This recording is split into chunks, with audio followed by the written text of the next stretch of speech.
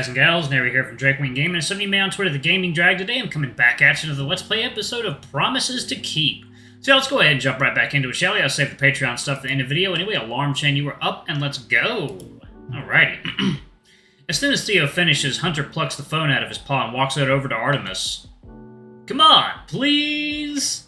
Artemis takes the phone after a long moment of Hunter waving it in his face. Just please don't message it without a good reason. I hate getting tons of notifications. Yeah, I hear ya. Anyway, let me go find Ollie. He marches out of the room at a considerable clip. Does he always move this fast? He could give Ruffy a run for his money. Not 30 seconds later, all of our phones buzz. Artemis lets out a theatrical sigh. What did I just say? Theo and I laugh in unison. The bird shakes his head disapprovingly and resumes rifling around the fridge. Hey, Artemis, I can give you a hand if you want. I realize 6 is a lot of people to cook for. He regards me for a split second and shakes his head. It's really no problem. I like to cook. You can just sit and relax. Relax with Theo. Okay, if you're sure. Thanks a lot. To be honest, I'm not sure how much help I'd be anyway. Like I said, it's really no trouble. The bird begins busying himself with the various kitchen implements, quickly making himself at home in the unfamiliar space. His moves are practiced, fluid, at ease. I have a feeling that dinner is going to be delicious. Oh, by the way, Leo. I turn my attention back to the fox. Let me know if you still need anything from your place. I'm happy to go back with you to pick up anything extra if you want. I had planned to run another sweep of the neighbors tomorrow anyway. Oh, are there still folks out on our street who are stuck? I don't think so, but I'm not 100% sure. I got to most of the houses today, but there's still a few I need to make sure about. I also promised the folks in number 90 that I'd check back in with them tomorrow. Theo. He must be looking after every house on the block. His tired eyes take on a new meaning now. Well, if that's the case, I would be offering to help you, not the other way around. If one of our neighbors needs an extra hand, he'll let you know, right? That'll do. That's right, our neighbors, the people we live next to, spend our days and nights next to, but barely ever interact with. The city makes it so easy to forget about them. Well, for me at least. Apparently not for Theo. He jumped right into action to help them. Apparently not for Ruffy either. I realize with a pang of guilt, or Hunter, or Artemis and Ollie, they all seem to know each other already, or at least we're quick to settle in with each other. Maybe it's just me. Maybe I'm the only one who's learned to shut people out like this. It's not a very comforting thought. Time to change the subject. By the way, I don't think I've said yet, but I love your house. It's so big, but surprisingly cozy.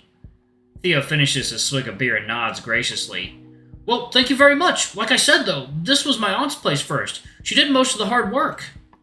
Most of the furniture was hers. She picked out the wallpaper and paint colors. He trails off, eyes wandering, then seems to snap back to attention. Checking out. Water time.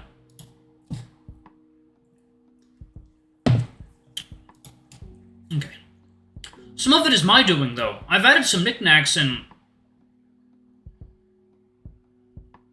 What? Some tchotchkes? Some tchotchkes? Some more art on the walls, some plants. That reminds me, I've got to water the ones in the den tomorrow. With all the excitement today, I completely forgot. Ooh, I'd love to get a look at those plants if you don't mind. Theo nods, takes another swig of his beer, and rises from his creaking chair. Then allow me to show you. I suppose I might as well water them now anyway.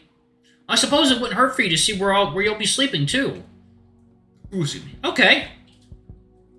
I glance back at Artemis, as it seems like he's doing 5 things at once. A pot full of potatoes are boiling on the stove, and he's making some last-minute adjustments to a salad. A savory aroma wafts from the oven as he tastes the dressing he made. Artemis, this smells great, by the way. The food tends to do that. You two go do whatever you like. I've got things under control here. I thank him, then follow Theo to a corner of the kitchen. He opens up a cabinet, then halts, and turns back to me a little sheepishly. The watering can was also my aunt's. Alright. When he removes it from the cabinet, I see why he felt the need to specify. The can is in the shape of a little purple elephant with big sparkly eyes and itty-bitty rounded tusks. Its trunk, of course, is the spout. Fucking adorable. Oh my god, I love it! Look at his little tusks! Theo still looks a little embarrassed, but he laughs in response. You sure is something, huh? Artemis, do you mind if I use the sink real quick? Focused Bird looks up from chopping carrots and shakes his head. Please do. Theo strides over to the sink and starts to fill the little elephant with water. He doesn't actually hold that much water, but... His voice wavers a little, looking down at the can. How could I replace him? I could never, if he were mine. Theo nods and clears his throat quietly. Okay, that's about as much as he'll take. We start, of course, with this little guy. Theo walks over to the lone kitchen plant and gives him a generous dose of water. I got him pretty recently. Felt like the kitchen needed an extra little something. I don't usually keep it this clean, if I'm being honest. There we go. The den is this way. We file out of the kitchen, down a short hallway, and through some double doors into the den. It's smaller than the other rooms, with a large air mattress taking up a good chunk of the floor space. Aside from that, the den houses only a couple cozy-looking chairs. I noticed several small potted plants on a table against the wall. I recognized 2 different kinds of succulents, and then some, green things. My knowledge of houseplants is less than stellar. Just a few, you know. I'm not the type to keep big ones with lots of soil and all that mess. What about the ones in the living room? Theo laughs, a little embarrassed. Oh, those are fake. I like the idea of having plants there, but I didn't want to have to take care of them, so... As he speaks, he begins to gently water the largest plant. From where I'm standing, the little elephant is looking right at me. These guys? He points to the succulents. Just get a little bit, obviously, and not very often. Glad I remembered, though. They look a little thirsty today. I hadn't pegged Theo as a plant dad, but looking at how gently and carefully he handles them, it makes perfect sense. Like, you know. This is a really nice space, I say, looking around, taking in the details for the first time. A little full bookshelf, 2 little side tables next to each of the chairs, a leather-bound volume lying open on one of the cushions. Seems like an excellent place to read. Best seat in the house! Though I haven't made much use of it lately. My reading has really slipped this year. Barely got through 5 books. Judging from the width of most of the titles on the shelf, that still seems impressive to me. There we go, he says, topping off the final plant with the remains of the can. You can have a little extra today as a treat. Oh! He snaps his fingers.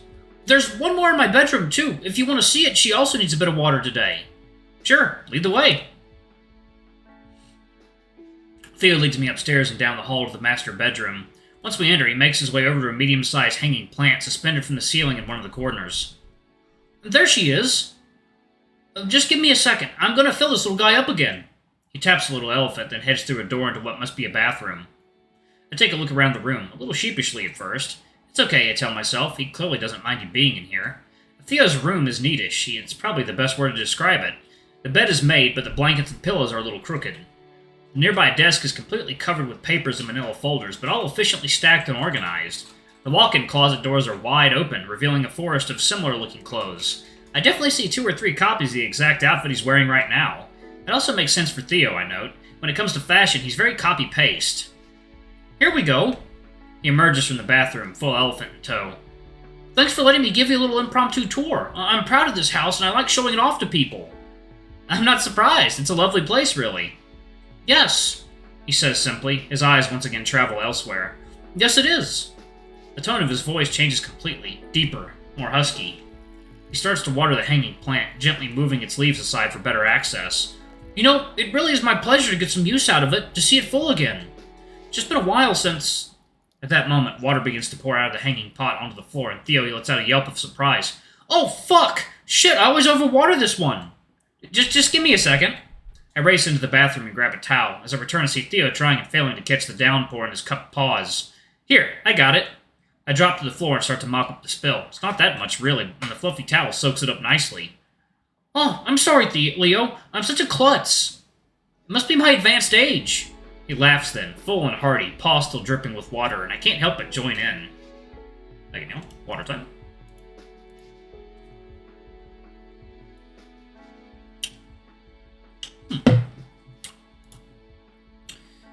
Here, old man. I offer him the towel to dry his paws. Good thing you've got us youngsters around, huh? Yes, indeed. Theo puts on his best old man voice as he takes the towel. And you youngsters are welcome back here any time, for any reason. But for now, I think we should probably head back to the kitchen, just in case Artemis needs my help with anything. I probably shouldn't have left him to fend for himself, actually. Fair enough, he seems like he knows what he's doing, though. Judging from the smell already wafting through the house, he was making miracles down there.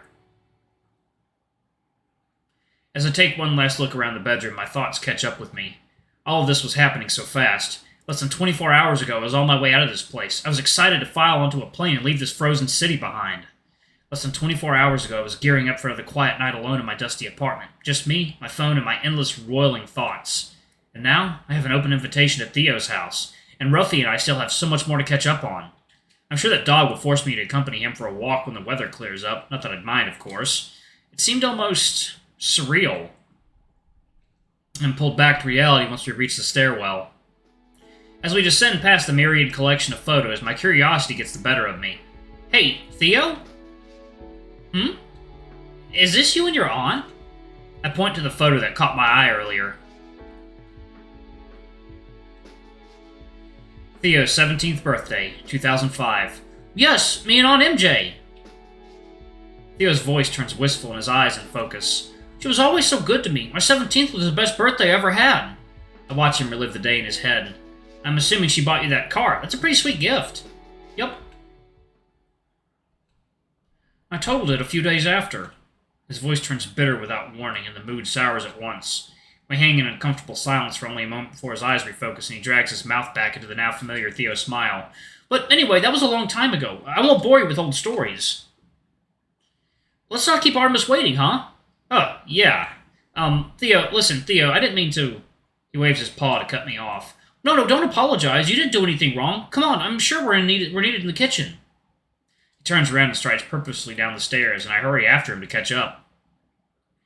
The eyes in the photo seem to follow us as we go. Artemis looks up as we enter, clearly ready to delegate a task. Theo, I'd appreciate it if you could help set the table. He considers for a moment. I suppose we don't all have to eat in the same place at the same time, but it would be nice. Well, this is my house, and I say we do have to. Theo says playfully, a twinkle in his eye. At least for the first night, help us all settle in with each other. Artemis nods in response. Agreed. Leo, would you mind fetching the others for dinner? Thank you.